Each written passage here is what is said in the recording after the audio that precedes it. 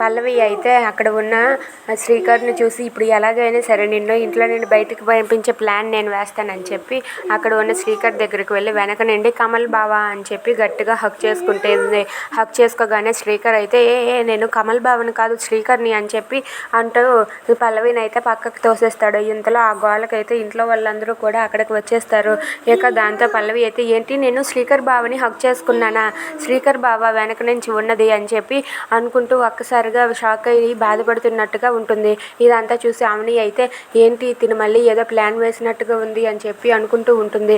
ఇంతలో అక్కడే ఉన్న అవని వాళ్ళ మామయ్య రాగానే పల్లవి ఇలా అంటూ ఉంటుంది, మామయ్య నేను శ్రీకర్ బావని హక్ చేసుకున్నాను, ఈ విషయం ఇది కానీ ఎవరైనా బయట వాళ్ళు చూస్తే నేను తప్పు చేసిందని నేను అనుకుంటారు, అసలు నేను ఈ ఇంట్లో ఉండకూడదు, నన్ను ఇంట్లో నేను పంపించేయండి మామయ్య అని చెప్పి పల్లవి అయితే వాళ్ళ మామయ్యతో అంటూ ఉంటుంది.